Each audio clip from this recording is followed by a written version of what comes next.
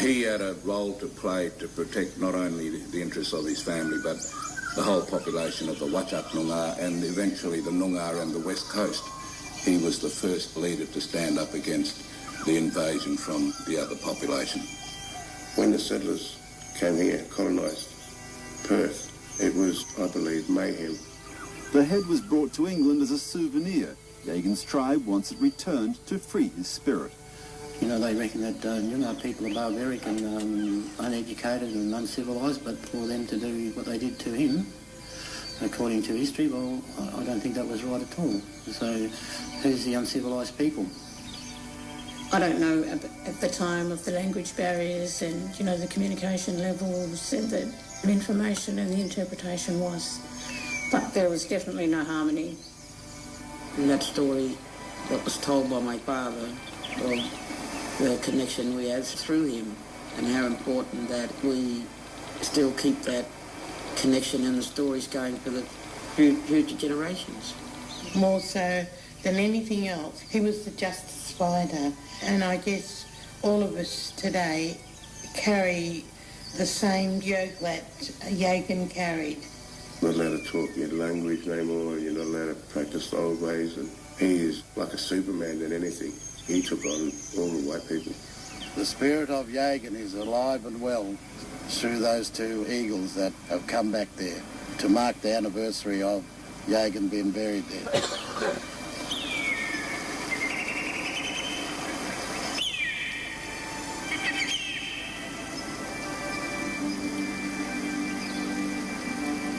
Hello and welcome to Awaye here on RN. Daniel Browning with you. Today, a collection of stories about the Noongar warrior, Yagin. Yagin fought for his country, the Durbal Yerrigan, the Swan River region of the southwest of Western Australia.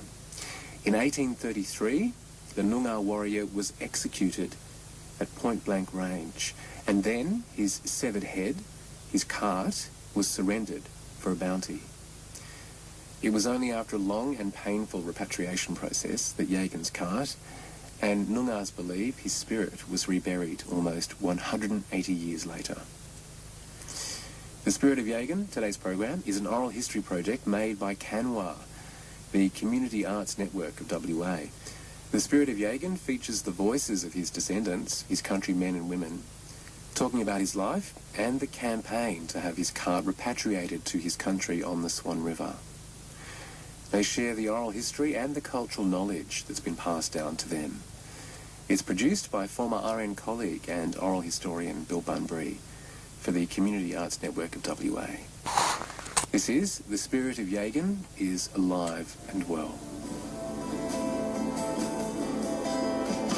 He'd been sleeping for so long, didn't know what was going on. So they shot him dead, right through the head. They gone and shot him down. Hey, what you gonna do about it? Hey, what you gonna do about it?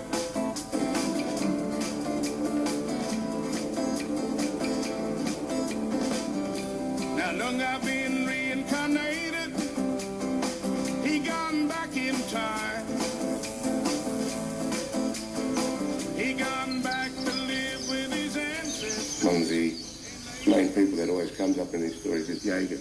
Not only here in the Swan River, he's talked about widely, south, north and east of here. And he was one of those men who really made a stand, and one that everybody looked up to, and for that strength and that special person everybody could turn to. Yagin, he's a well-known person within the Noongar culture. We always talk about him, Yagin and Mijigaroo and the rest of them, you know, that we always feel that we're connected to Yagin, especially through the Swan River, being on the, you know, the Noongar people and the Whadjuk people, through what was handed down to me from my brothers and sisters, my mum and dad.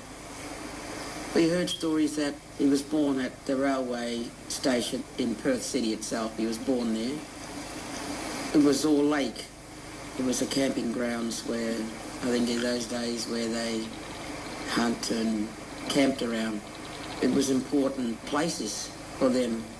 And that story that was told by my father, of the connection we have through him, and how important that we still keep that connection and the stories going for the future generations.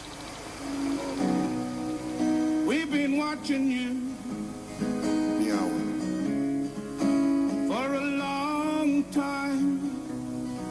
Yeah, we've been watching you for a long time.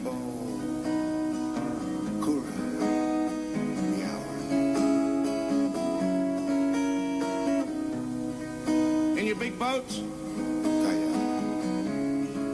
sailing up and down the coast, and now you're coming here to the Derby Yagin. What you want? A lot of these things now, what were told to the first white people who come here to settle here, I don't like saying settle because we didn't make any settlement with them.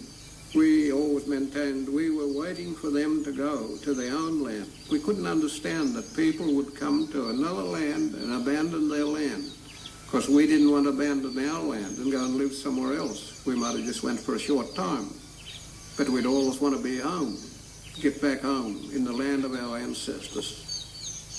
Back in the days when Yagin was around, there was just a lot of bushland. Most of that bushland now has been farmed and big skyscrapers, and we had our own ways, our own beliefs, and the white man came along and basically took that away from us. And we still try to hold on to our Aboriginal history, even though a lot of it is not so much gone. We still believe it. You know, we still talk the language, we still practice our laws, we still practice our hunting skills and all those sorts of things. And Yagin back in the day was trying to protect all that. I think it was very important to them that they protected and managed it and lived on it. Well, certain people had boundaries. A country responsible of looking up to your clan, and clan has come with your land. Land was the most important. My father always told me it's the Mother Earth, and we're there. We're supposed to be protecting her. It's the Buddha of who we are, and they tried to protect it in those days, and until the change of the settlement came and sort of disrupted everything. You got a funny nose? You got a funny color skin? You got a funny clothes? And I can't understand a word you're saying. Yeah, we've been watching. You would think that in the early days it must have been very difficult. I can't imagine that for at least 9 months or a year before people started to pick up some of the basics of language, although human beings somehow managed to liaise and get the things right when it says, well, we're not here to hurt you, we're here for good reasons. But obviously the cultural conflict came about because hunters and gatherers and what Anglo-Saxons brought here was a Western type lifestyle, which they call it the civilising of the planet. But in fact, some of the things that happened in the early history of Australia certainly doesn't extol the virtues of civilisation to me. They say other things. To me, Noongar people, Wajak people, we've lived with the land, not on the land, and we look after the land how the land looks after us, and we looked after it as in conserving it, I suppose. We took what we needed, and basically that was to survive, to live. Like we took bushes for shelter, took the things that lived on the land, like kangaroos and lizards, to eat, to survive. So we lived with the land. A lot of people might say we lived on the land, but we lived with the land. We lived with the rivers, the trees. We lived with nature. The earth will always be my mother and our mother.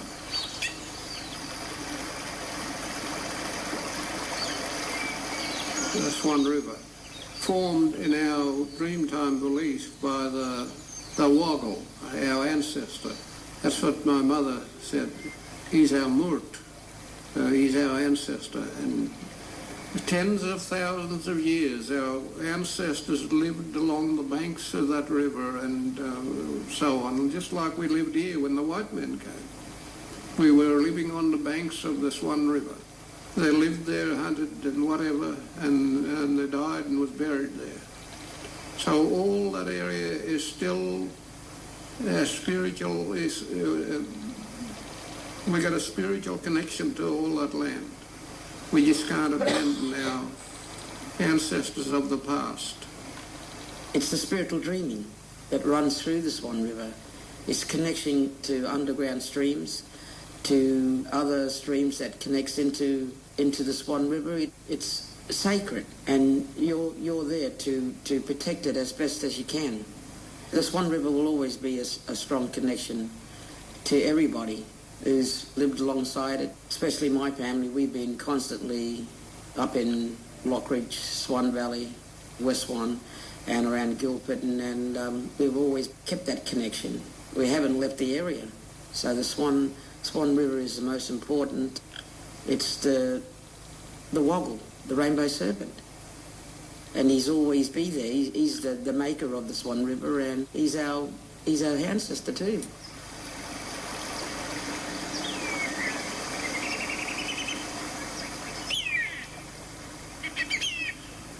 Even though we never had the technology that the European or the Anglo-Saxons brought over to the country, we still had a civilised way of life. We knew when the weather patterns were changing, we knew where to go, where the most food was and was going to be, and how to, without being technical, going out fishing and using your fishing rods and those sorts of things.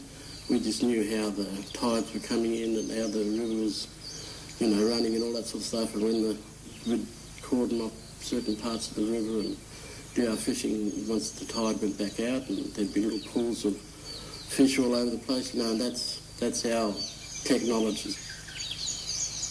And nothing hard to do about how to survive. I think they lived in harmony. They made sure they only took what they can have, and they preserved. Their ways of life was satisfied to them.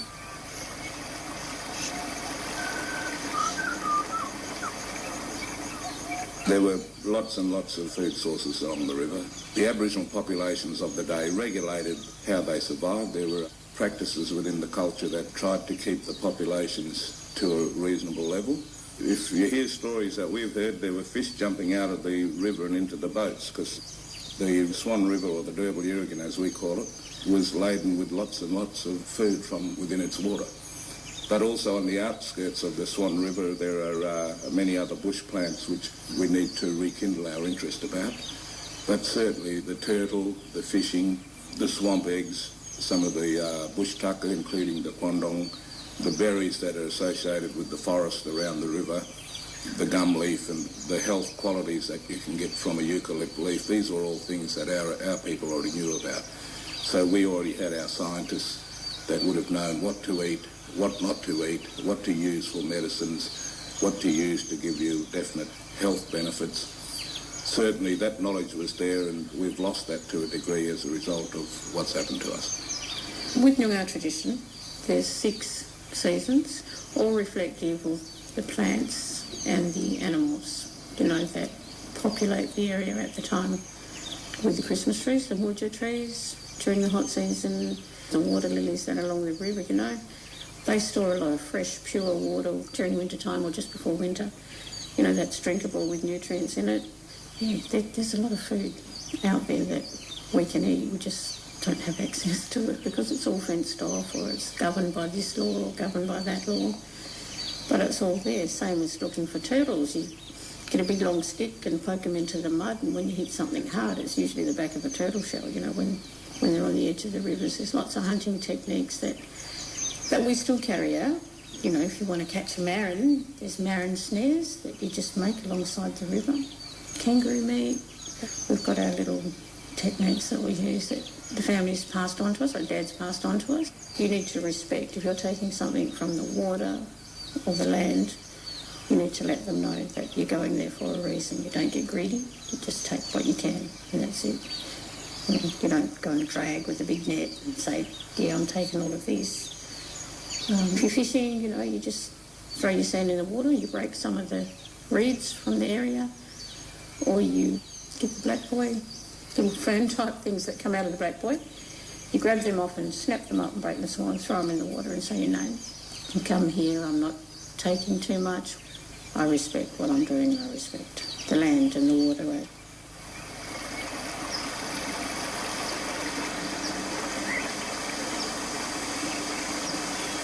I think about what it would have been like to live and to see a firelight way the other side of the river and know that that's my family over the other side of the river, and for them to light that fire the next morning and know that they've got a feed cooking over there, and I could walk around there and say, hello uncle, hello auntie, hello nan, hello pop, here's something for you, because that's how it was. You traded. The old ways was beautiful ways. It was message sticks, trade of different foods. I mean, if you were inland, you come into the coastal areas along the river, you'd bring kangaroo or you'd have turtle, so you'd trade because you'd take the turtle back, say towards Brookton, or you'd bring the kangaroo from this way to the river. So those trades were very important for people to get along, and it was much appreciated back then, because today, like I said before about those stories that happened, they are passed on. So those things still happen. It's not as much as we would like, but they still happen. You have all sorts of weaponry, hardwoods inland. We have spears, fishing spears, bigger hunting spears. So they were all traded. And when they were traded, that was like our markets. That was like our way of saying, of gathering the best implements that would last through your lifetime. So the more you gathered, you could share with your people. But not only that, we didn't really gather that much because we were nomadic in the sense of carried light stuff, but resourcefulness was our greatest gift, I think. People were now coming from an agricultural population in England. They'd been practicing farming for 6,000 years or more, so they had a sedentary lifestyle, and they were bringing it to the southwest of Western Australia.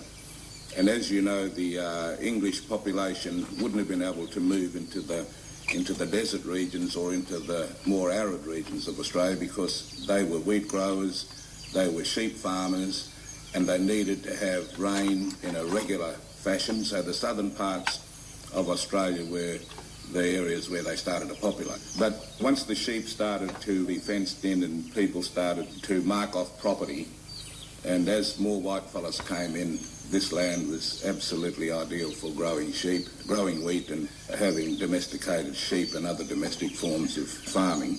Noongar people farmed the kangaroo.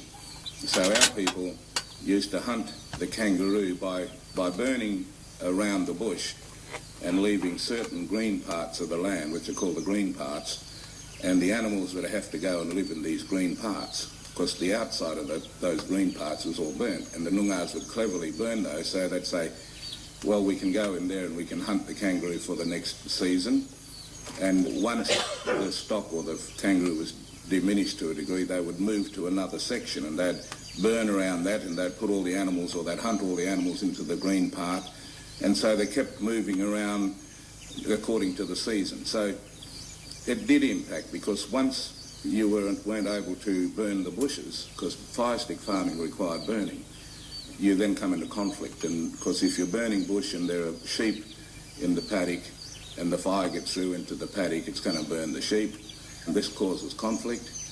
And with that conflict came obviously reactions of a nature which meant people were being harmed and in fact killed.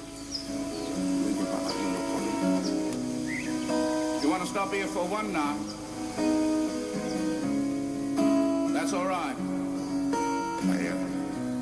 But if you want to stop here any longer, nice old fellas. Kaya, wanga wiya bria. Many a tucker.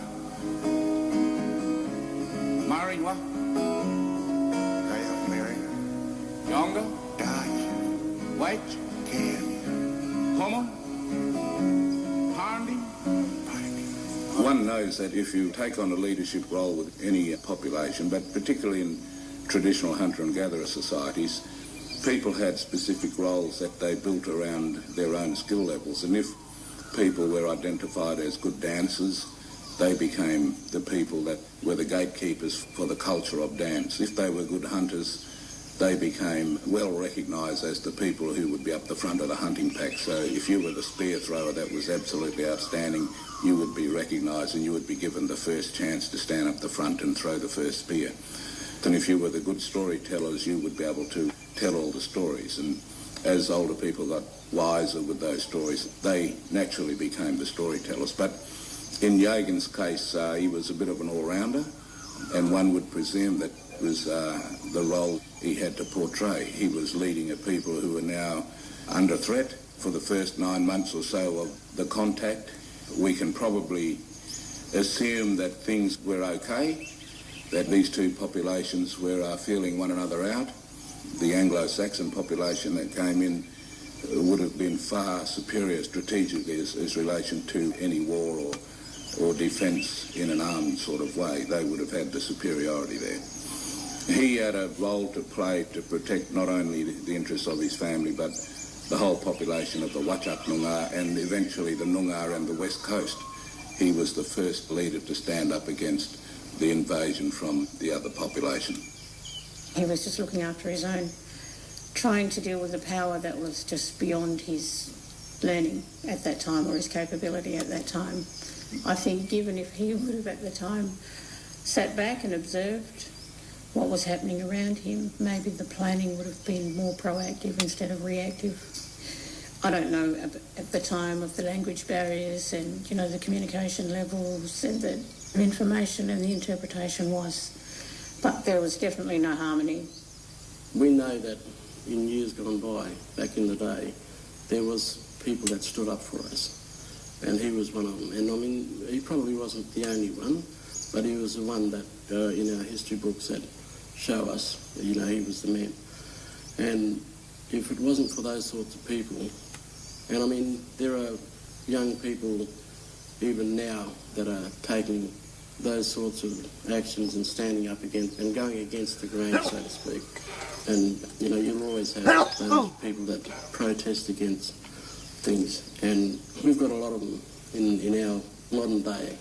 The thing that comes to mind with me, that he was a warrior that stood up to the Wadjulas that came here, the white people, and to me he stood up and tried to hang on to the land and fighting with the settlers just for survival, like food and that. They might have thought that he was stealing, but to him he probably wasn't stealing. He was supporting his family by, you know, feeding his family by doing that.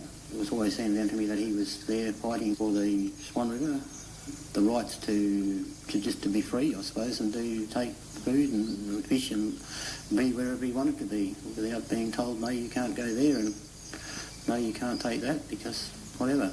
Yagin's response, as would have been any Aboriginal person in those days, that wasn't stealing. It was eye for an eye.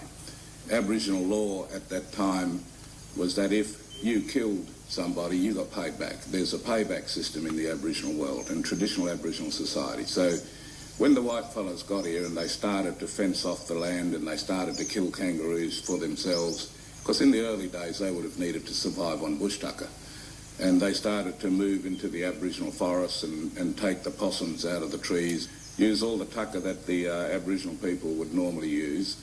That started to become a little bit hard for the Aboriginal people to take, because they're saying, well, they won't let us use their wheat, they won't let us use their sheep, but as soon as we kick up about them using our tucker, it's a different story. I mean, the animals is like the Swan River. You've got to keep it clean, look after it, and it's a spiritual dreaming. And you're responsible to look after the system. And the Swan River is the most important system. It's a site, and we're there, to educate to the white people, our public, is that the Swan River it's not a place to be polluted and to take advantage of. It's a place where you look after it and to protect it as best as you can. The way that we think, the land owns us. We don't own the land. It's not a case of seeing land as our mother, it's just we know.